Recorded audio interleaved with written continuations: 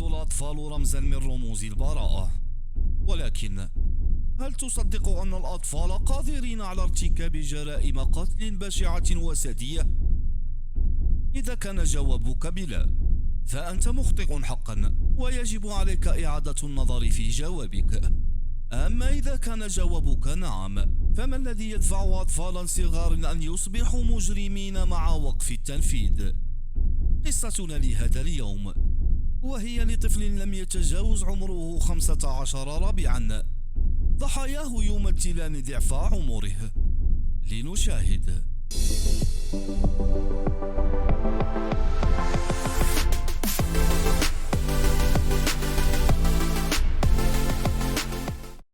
في الصباح الباكر من يوم 29 من مارس من سنة 2014 تم الإبلاغ عن وجود جثة شخص في حديقة المتنزه العام في مدينة كولتشستر في بريطانيا، وتعود لشخص يدعى جيمس هاتفلايد، وهو أب ل3 أطفال ويبلغ من العمر 33 سنة.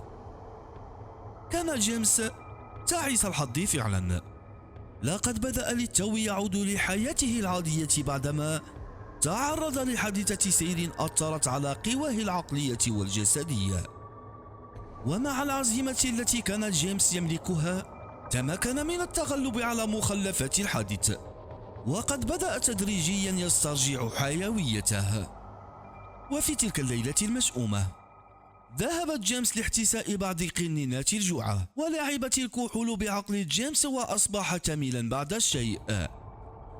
اتصل بزوجته التي كان ينوي الخروج معها، واعتذر لها بكونه أفرط قليلا في شرب الكحول ونسي الموعد، وقال أنه سيعود للبيت قريبا بعد خروجه من الحانة مباشرة. ولكون جيمس حديث السير على رجليه قرر أن يعود للبيت ماشيا، وفي الطريق مر على الحديقة العامة التي كان غالبا ما يجلس بها، وبما أنه كان ثملا أراد أن يأخذ قسطا من الراحة، فجلس على مقعد في الحديقة، وسرعان ما غالبه النعاس ليرقد في الحديقة وللأبد. قد تم العثور على جيمس مطعونا بحوالي 120 طعنة في مختلف أجزاء جسمه.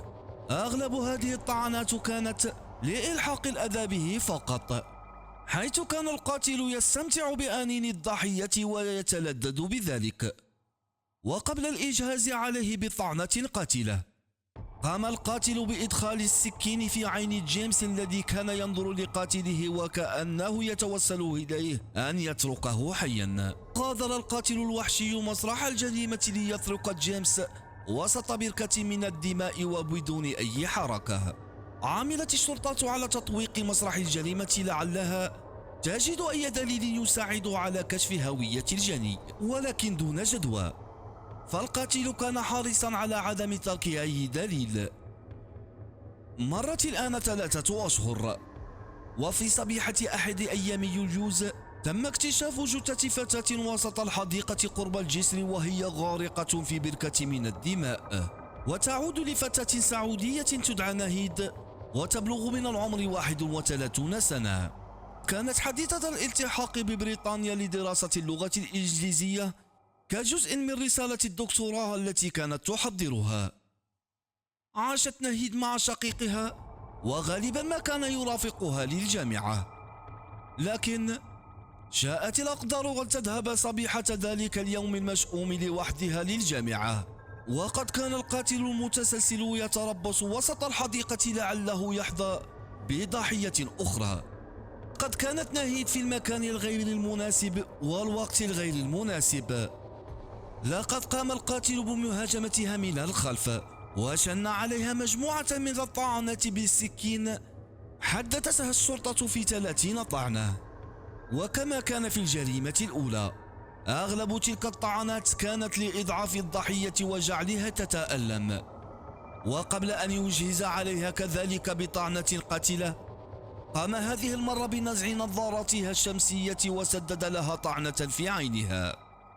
القاتل المتسلسل يريد أن يقول للشرطة وللناس أن له علامة يطرقها في ضحاياه وتميزه عن باقي المجرمين، وهي فقع العين بالسكين.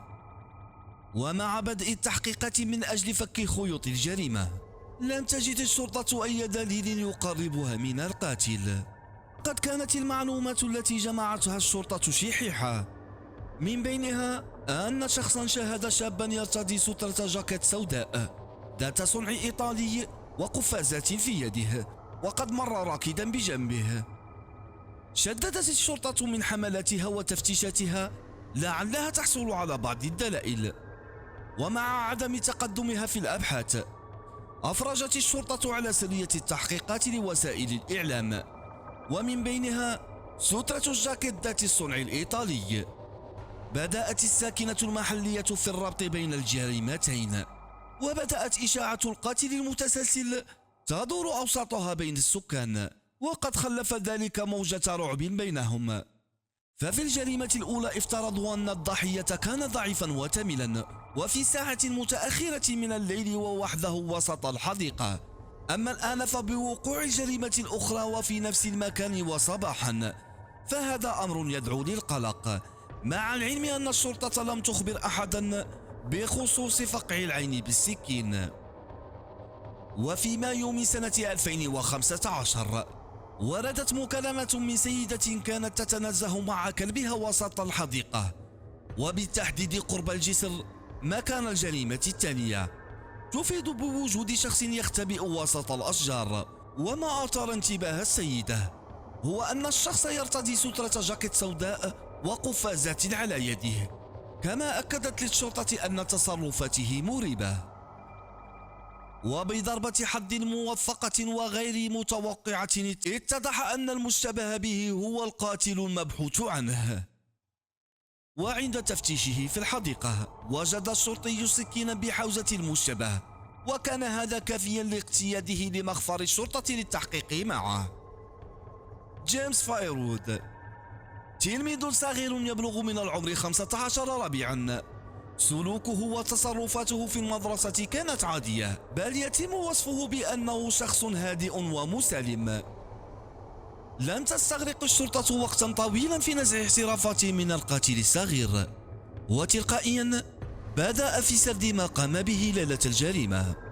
قال أنه وفي ليلة الجريمة كان مارا وسط الحديقة فوجد شخصا كان مستلقيا على العشب وتميلا للغاية. بدأ في طعنه وبدون مقدمات، وقال أنه كان يسمع أصواتا بداخله تتحدث إليه وتضحك وتحثه على طعن الضحية بشكل مستمر وألا يتوقف، وكلما طعنه تعالى صوت الضحك الذي كان يسمعه. هل كان جيمس القاتل الصغير يشكو من مرض عقلي أم أنه كان يتلاعب بالشرطة؟ هذا ما سنتعرف عليه في تتمة القصة.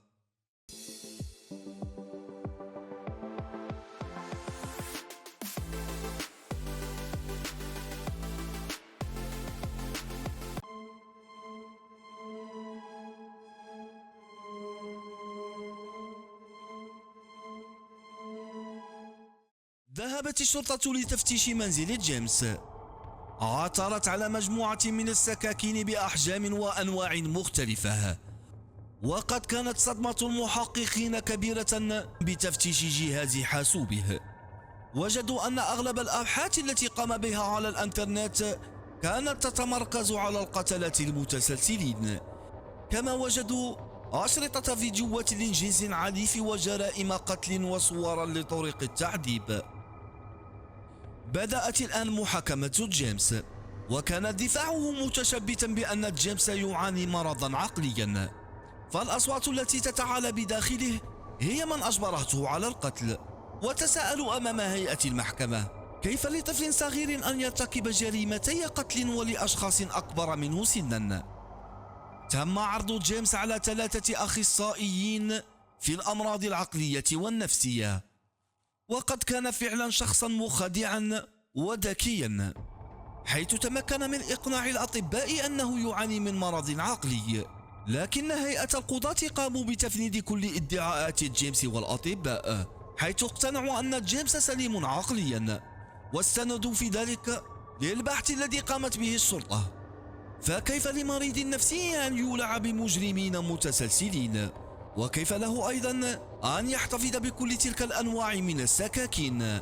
وهل المريض النفسي يقوم بإخفاء أداة الجريمة وارتداء قفازات لعدم ترك أي بصمات؟